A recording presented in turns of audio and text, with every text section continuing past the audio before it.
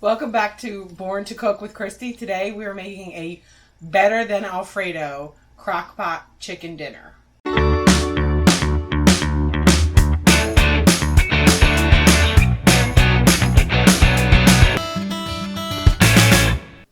Okay, so to get this started, of course you're going to need chicken, which I still have partially frozen because it makes it easier to cut. And then a saucepan. This is a two-part crock pot meal, really. It's not like a dump and go.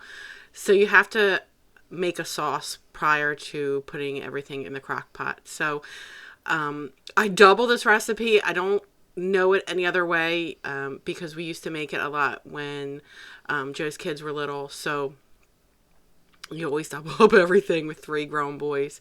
And there's always plenty of leftovers. So essentially, saucepan, a stick of butter, and then 2 cans of Campbell's golden mushroom soup. I haven't tried it with the cream of mushroom soup. I usually don't really step outside a recipe. This is a recipe I got from a girlfriend years ago, and my husband's kids loved it. We all loved it. So it was easy on a weeknight for all of us to sit down and have for dinner. This is onion and chive cream cheese. I think it's a 6 or 8 ounce tub, but 2 of those as well. I don't know if you can get it any larger size, but I don't think it really make a difference if you get a little bit more. But you probably could let this come to room temperature and soften, but I literally just had come home from work and we started doing dinner because it takes about 2 hours to cook. So anyway, 2 of those onion and chive cream cheese packets, and then 2 of the Italian salad dressing packets. I know it seems like much, but it makes a lot of sauce. And it's really, really flavorful.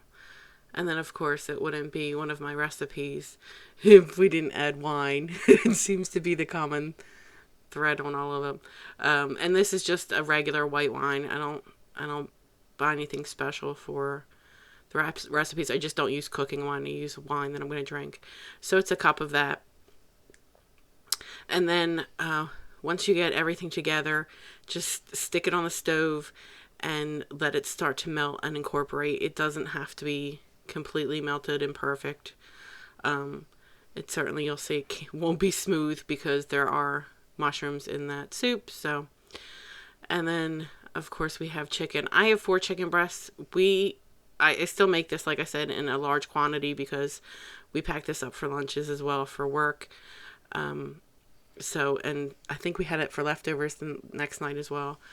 So here, the chicken's already been rinsed and cleaned, and now I'm going to cut it up and drive my husband crazy because there's 4 chicken breasts, but by the time I get done taking everything off that I don't like, there's probably the equivalent of 3 chicken breasts.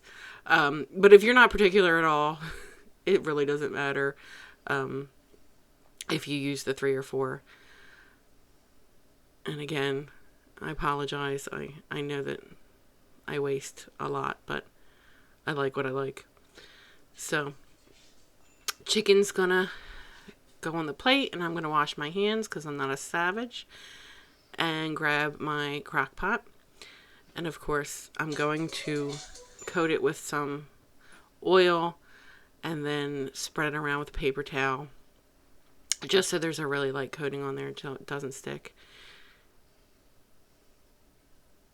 There you go. And then we're going to put the chicken right on in there and carry it over to the crock pot. And there's my dryer. It's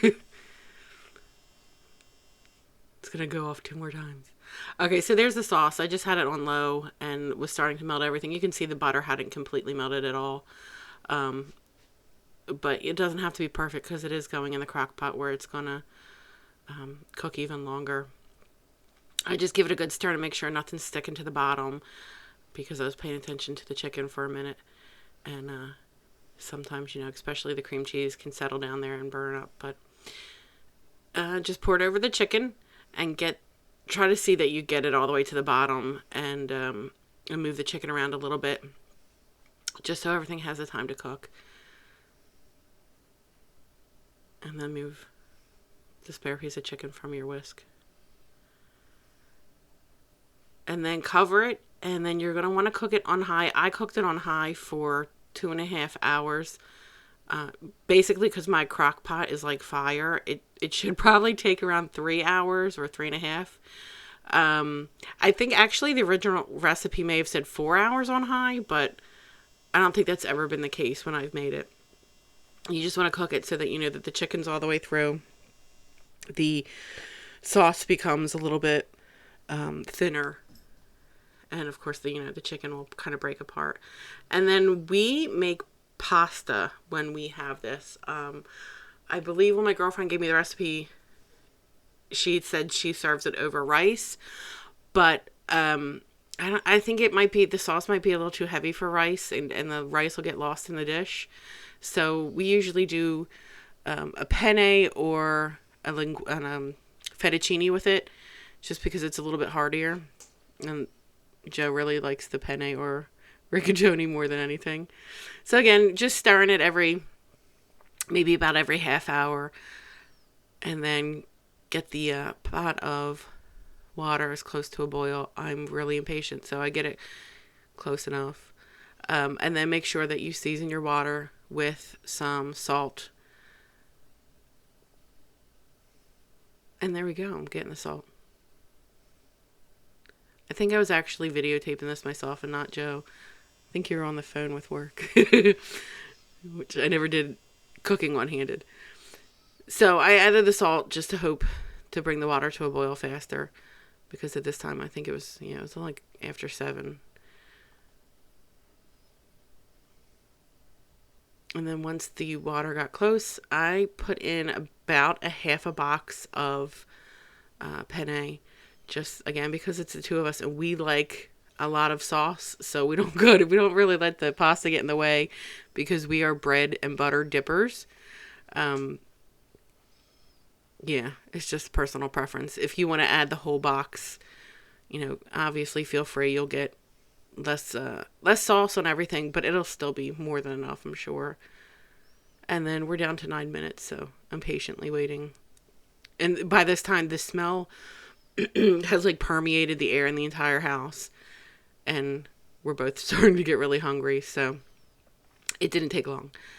Once the water's boiling, I got the pasta cooked all the way through. Now, in retrospect, if you're going to make this and add the pasta to the crock pot in the end, you probably don't want to cook the pasta all the way through and let it finish cooking in the sauce in the crock pot, because it will absorb a lot of the sauce. But like I said, we're old school. We like bread and butter to dip everything in, so sauce and gravy is our thing. So I just added everything to the crock pot, and I didn't give it much time to sit before we made our bowls.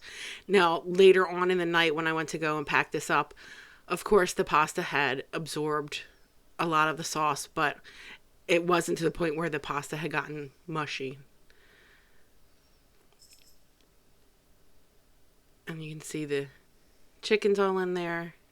I wish you could smell it. It's actually better than Alfredo sauce, in my opinion.